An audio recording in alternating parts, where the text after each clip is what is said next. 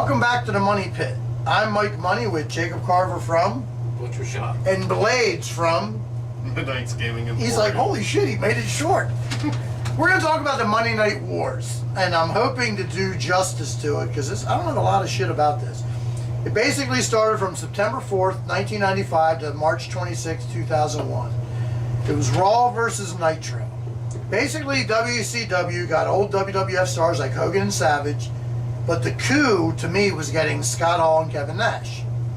Hogan would join them later to form the NWO, and the war was on. The problem with the NWO was it went on way too long, and who wasn't in the NWO? Everybody was in and it. then they broke off with Latino World Order. Well, no, that was separate from that, but you I had know, the but they Wolfpack. had Then they there had was several LWO. LWO. Yeah, Yeah, there was black and white and red and black. Yeah, the Wolfpack. The Wolfpack. The Wolfpack.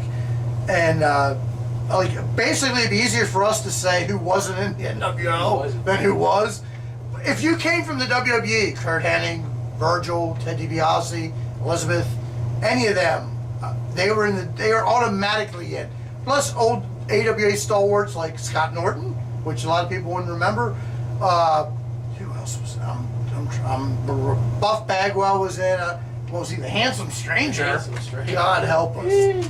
Was he in that bungee match? Stupid thing. God, I don't think we can ever talk about that. We'll talk about that maybe later. Okay, but anyway, Raw was sometimes taped, and WCW took advantage of this by sporting the matches on Raw.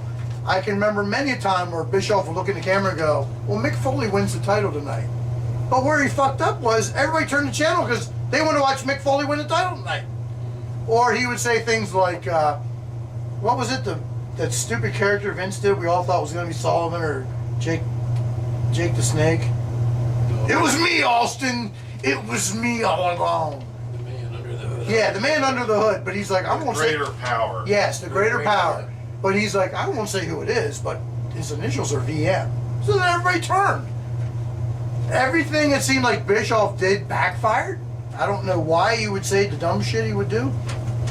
But anyway, after the Montreal screw job, which was a work, Bret Hart, I'm not as stupid as the fans. I know it was a work. Anyway, you screwed Bret. Okay, I'm sorry. You screwed Bret. Okay. Bret After that, when Bret Hart jumped to the NWO, Rick Rude did something that not many people probably have ever done. He appeared on Raw and Nitro on the same night. Go figure that one out. Oh, what a difference a day makes, he would famously say. At this point, WCW was kicking Vince's ass in the ratings, and they also brought in some ECW stars like Jericho, Rey Mysterio Jr., Eddie Guerrero III. Yeah. Who am I missing? Chris Benoit. Chris Benoit, and probably Malenko. Yep. And, you know, they created a cruiserweight division that was pretty good. Well, at this time, the WWF was smart to create stars of their own, like The Rock, Stone Cold, Kane, and Triple H. They were smart.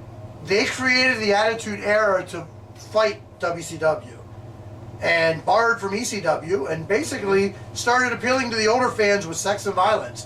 I wish you'd go back to again, dickheads. Go back to that.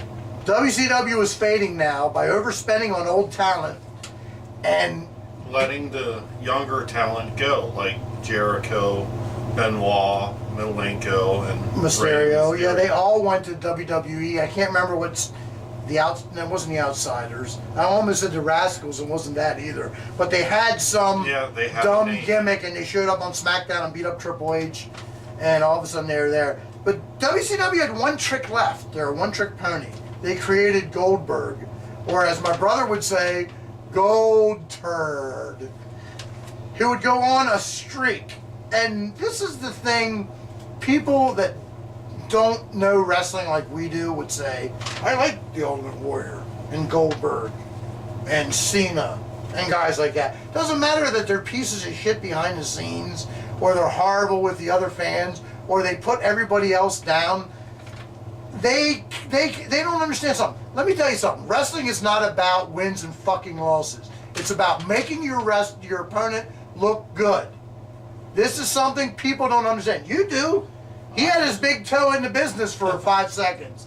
He understands that. If you can, it doesn't matter if you win or lose. If you make your opponent look good, Yep. that is what the epitome to me of a That is wrestler your was. job A as a Shawn wrestler. Michaels, an Undertaker, a Triple H.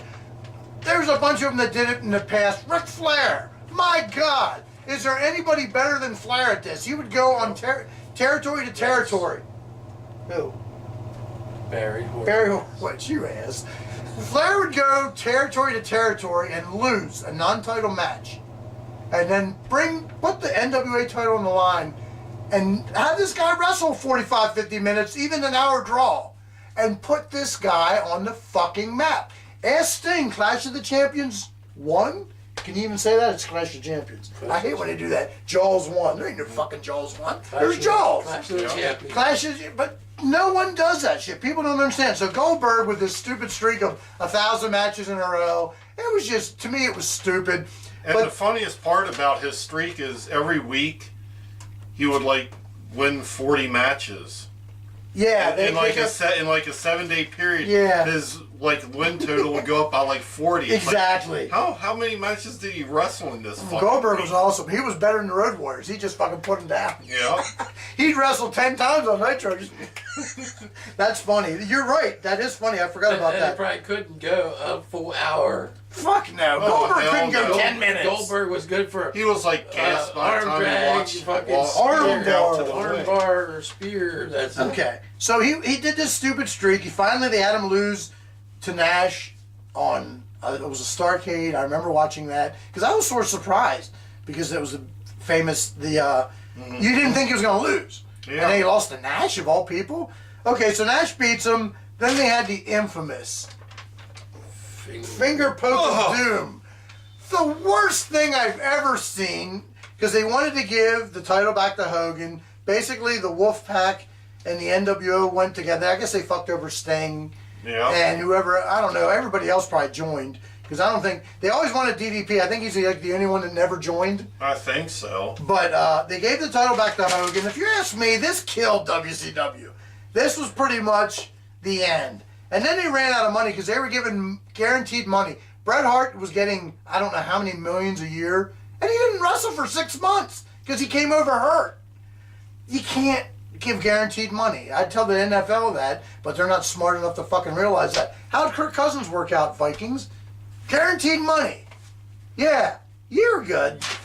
Okay, anyway, like I said, this killed WCW. Finally, they ran out of money. Vince McMahon bought them in 2001. And what I remember, I was up here at his house looking on the internet with Brother Tubbs. Brother Tubbs. But we're looking on this and I'm seeing this Vince McMahon buys WCW. And we're like, yeah, right. And I looked at 4 or 5 different things to make sure it was real. And we all pretty much said the same except Justin because he ain't bright.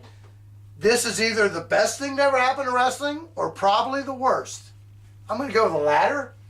Because what people don't understand during the Monday Night Wars, when you had 2 guys going competitive, you had 2 shows that were awesome to fucking watch. Not John Cena versus Joe Blow. Not these bum matches that nobody wants to watch. It's like watching the 70s wrestling again. Dominic DeNucci against, really?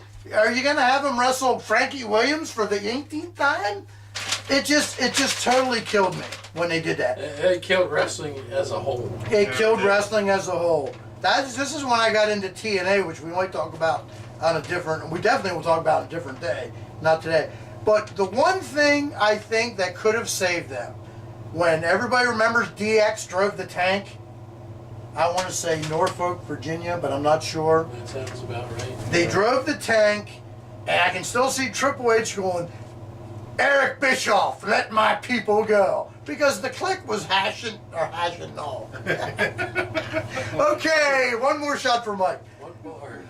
Nash and Hall were part of the Clique with X-Pac and Triple H and Michaels and Yeah. there's probably somebody I'm missing, or the 1, 2, 3 Kid, which was anyway. But they drove the tank, and Eric Bischoff will tell you, if he'd have let them in the Nitro, the ratings would have spiked. They would have signed Triple H and DX, and you morons that still watch the crap that's on would be watching WCW right now.